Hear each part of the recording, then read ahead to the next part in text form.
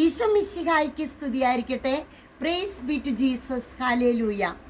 പ്രിയപ്പെട്ട Carmel Ruha ministry കുടുംബാംഗങ്ങളെ, ഇന്നിപ്പോൾ കൗൺസിലിങ്ങിന് വന്ന ഒരു കുടുംബമാണ്. അമ്മയും മിഖായേലിൻ്റെ പേരിട്ട മിഖ റോസ് എന്ന മോളും ആണ് സിസിൻ്റെ അടുത്ത് നിൽക്കുന്നത്. സിസിൻ്റെ സ്വരം എന്തായാലും ഈ മോൾക്ക് തിരിച്ചറിയാൻ പറ്റും. കാരണം ഇവള് 4 മാസമായിരിക്കുമ്പോൾ സിസിൻ്റെ അവിടെ ധ്യാനത്തിന് വന്നു. അന്ന് ഒരുപാട് മക്കൾ ധ്യാനത്തിന് വന്നതുകൊണ്ട് ഈ കുടുംബത്തിന് കൗൺസിലിംഗ് കിട്ടിയില്ല. അങ്ങനെ ഒരു സങ്കടത്തോട് കൂടിയിട്ടാണ് അവർ തിരിച്ചു പോയത്. 4 മാസം കഴിഞ്ഞ് കുട്ടിയെ സ്കാൻ ചെയ്തപ്പോഴാണ് ലങ്സ് മുഴുവനും വെള്ളം നിറഞ്ഞിട്ടും അതുപോലെ ഹാർട്ട് ബീറ്റില്ല, ഹാർട്ട് അടിക്കണില്ല. അങ്ങനെ കുറേ സ്കാൻ മുഴുവനും കൊച്ചിനെ കളയണം എന്നുള്ളത് പല സ്ഥലങ്ങളിൽ ചെന്നപ്പോഴും അവർ കളയണം എന്ന് പറഞ്ഞു. അതുപോലെ ഒരുപാട് ഡോക്ടേഴ്സ് ഇങ്ങനെ പറയുമ്പോഴും കുട്ടിക്ക് കാട്ടില്ല, ഈ കുട്ടി ജനിക്കാതിരിക്കുന്നതാണ് ഭേദം എന്നൊക്കെ പറയുമ്പോഴും ഓരോ സ്കാന് പോകുമ്പോൾ സിസ്റ്റർ പറഞ്ഞിരുന്നു, ലൂക്ക 1:37, സങ്കീർത്തനങ്ങൾ 127:3 നിങ്ങൾ 1000 വട്ടം എഴുതാം. അപ്പോൾ 10ാം ക്ലാസ്സിൽ പഠിക്കുന്ന മകൻ അമ്മ സ്കാനിങ്ങിന് പോകുമ്പോഴൊക്കെ ഇരുന്ന് വചനം എഴുതി. വചനം ശക്തി, ദൈവവചനത്തിൻ്റെ ശക്തിയാണ് നമ്മൾ ഈ ഉണ്ണിയുടെ മുഖത്തേക്ക് നോക്കുമ്പോൾ കാണുന്നത്, മിക്കയുടെ മുഖത്തേക്ക്. ഇനി ബാക്കിയുള്ളത് അമ്മ, ഈ മകളുടെ അമ്മ സാക്ഷ്യം പറയുന്നതായിരിക്കും. ശിമിഷിയാക്കി സ്തുതിയായിരിക്കട്ടെ. എൻ്റെ പേര് സീന, സ്ഥലം പുതുക്കാട്. ഞാൻ എൻ്റെ 3ാമത്തെ കുഞ്ഞിന് വേണ്ടിയിട്ടുള്ള സാക്ഷ്യം പറയാനാണ് ഇവിടെ വന്നിരിക്കുന്നത്. എൻ്റെ മൂന്നാമത്തെ എൻ്റെ കുഞ്ഞിനെ ഞാൻ ഗർഭിണിയായിരിക്കുന്ന സമയത്ത് 5ാം മാസത്തിലെ സ്കാനിങ്ങിൽ അനോമലി സ്കാൻ ചെയ്തപ്പോൾ ആ സ്കാനിങ്ങിൽ അവൾക്ക് ഹാർട്ടിന് ഭയങ്കരമായിട്ടുള്ള പ്രശ്നങ്ങളാണ് പറഞ്ഞിരുന്നത്. ഹാർട്ട് ബീറ്റ് ഇല്ല, അതുപോലെ തന്നെ ഹാർട്ടിന് 4 അറകൾ, കുഞ്ഞിന് വേണ്ട ഒരു സ്ഥലത്ത് 2 അറകൾ മാത്രമേ സ്കാനിങ്ങിൽ കാണുന്നുള്ളൂ.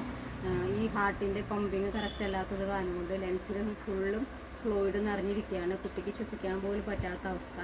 അപ്പോൾ റിപ്പോർട്ട് കണ്ടപ്പോൾ ഞാൻ കണ്ടിരുന്നത് ആൾ പറഞ്ഞു, നമുക്ക് ഈ കുട്ടീനെ കിട്ടിയിട്ട് കാര്യമില്ല, ഉള്ളിൽ വെച്ച് തന്നെ പോവാം, അല്ലെങ്കിൽ പുറത്ത് കിട്ടിയാലും നമുക്കിതിൽ പ്രത്യേകിച്ച് മരുന്നുകൾ ചികിത്സകളൊന്നും തന്നെ ഇല്ല. അപ്പം നിങ്ങൾ എന്താണ് ഇങ്ങനെ തീരുമാനിച്ചു എന്ന് പറഞ്ഞിട്ടൊരു റിപ്പോർട്ടാണ് ആ ഡോക്ടർ ഞങ്ങൾ പറഞ്ഞത്. പക്ഷേ ഞാൻ അതിക്ക് മുപ്പാട് സിസ്റ്ററിൻ്റെ ധ്യാനം കൂടിയപ്പോൾ സിസ്റ്റർ പറഞ്ഞൊരു വചനത്തിൽ ഞാൻ ഉറച്ചങ്ങോട്ട് വിശ്വസിച്ചു.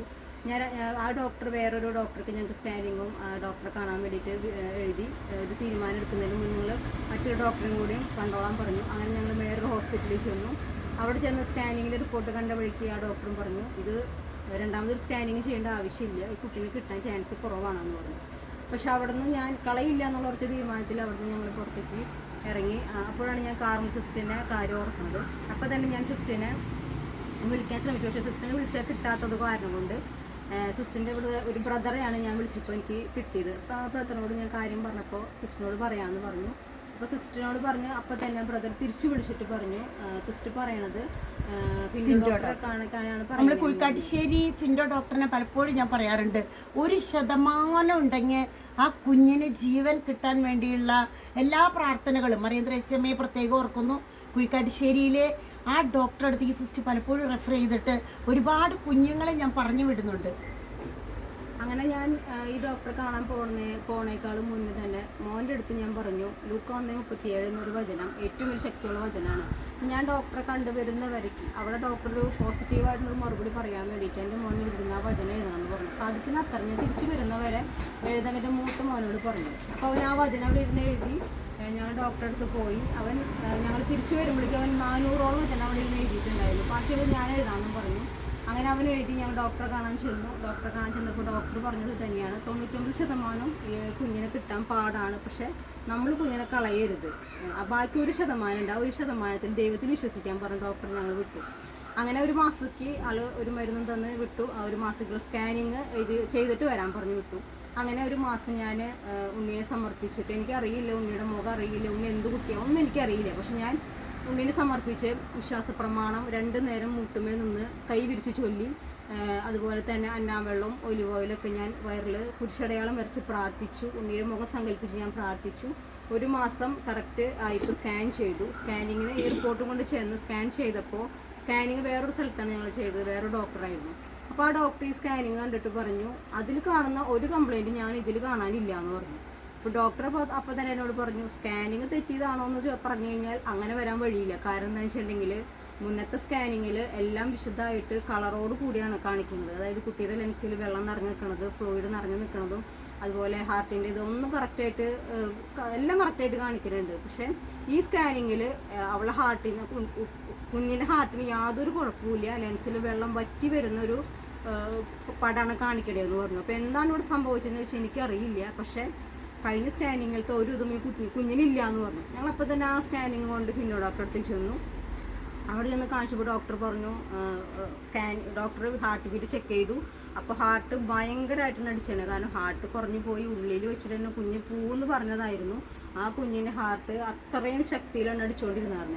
അപ്പോൾ ആ സ്കാനിങ് നടന്ന മാസം എന്ന് പറയുന്നത് ജൂൺ മാസമായിരുന്നു. അപ്പം നമ്മുടെ പരിശുദ്ധ അമ്മയുടെ വിമല ഹൃദയ പ്രതിഷ്ഠയും ഈശോയുടെ തിരുഹൃദയ പ്രതിഷ്ഠ നടക്കുന്ന ജൂൺ മാസം. ആ മാസം ഞാൻ ഈശോയോട് സമ്മാനമായിട്ട് ചോദിച്ചത് അത് നിങ്ങളുടെ രണ്ടുപേരുടെയും തിരുഹൃദയം എൻ്റെ കുഞ്ഞിന് കൊടുത്തിട്ട് ഈശോയുടെ തിരർത്ഥം കൊണ്ട് അവളെ കഴുകണേ, വിശദീകരിക്കണേ, തിരർത്ഥം കൊണ്ട് തെളിക്കണേ എന്നാണ് ഞാൻ പ്രാർത്ഥിച്ചുകൊണ്ടിരുന്നത്. ആ ഹൃദയം കൊടുത്ത എൻ്റെ മോളെ നിർമ്മലമായിട്ട് എനിക്കൊരു കുഴപ്പമില്ലാണ്ട് തരാണെങ്കിൽ അവളൊരു ചെറുവിരലിൽ പോലും ഒരു കുഴപ്പമില്ലാണ്ട് തരണം എന്ന് പറഞ്ഞിട്ടാണ് ഞാൻ പ്രാർത്ഥിച്ചുകൊണ്ടിരുന്നത്.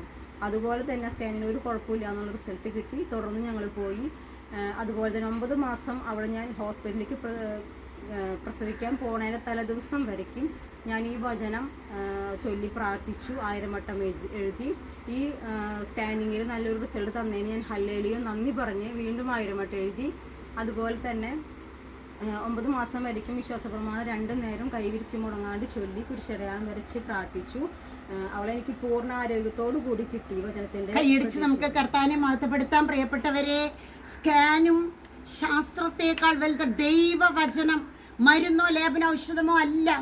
ജ്ഞാനം 16:10 അങ്ങയുടെ മക്കളെ വകവരുത്താൻ വിഷസർപ്പത്തിന്റെ പല്ലിന് കഴിഞ്ഞില്ല, അങ്ങയുടെ കാരുണ്യം രക്ഷയ്ക്കെത്തി അവരെ സുഖപ്പെടുത്തി.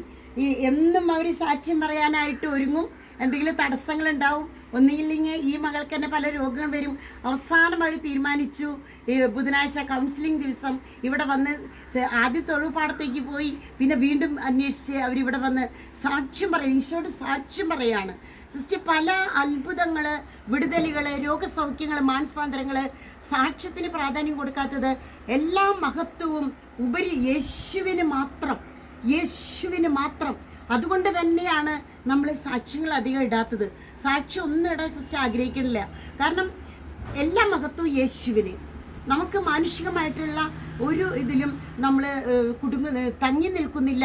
സ്വർഗത്തിലാണ് യേശുവിന് മഹത്വം. യേശു ഏകലോക രക്ഷകൻ.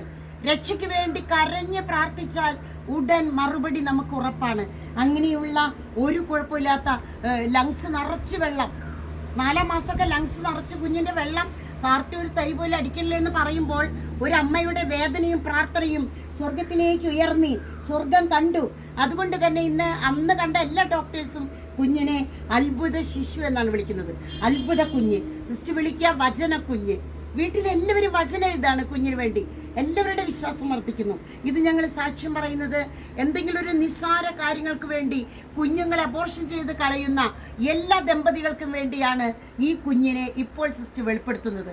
കർത്താവിന് മഹത്വവും അതുപോലെ ഈ കുടുംബത്തെ ഈശോ സമൃദ്ധമായിട്ട് അനുഗ്രഹിക്കട്ടെ. ഇവരുടെ എല്ലാ കാര്യങ്ങളും സാധിപ്പിച്ച് കിട്ടട്ടെ. ഇതാ കർത്താവിൻ്റെ കുരിശ്. നരകശക്തികളെ ഓടിപ്പോകുവിൻ, കരയാതിരിക്കൂ. യൂദാ വംശത്തിൽ നിന്നുള്ള സിംഹവും ദാവീദിന്റെ വേരുമായവൻ വിജയിച്ചിരിക്കുന്നു. വെളിപാട് 5:5. ആമേൻ.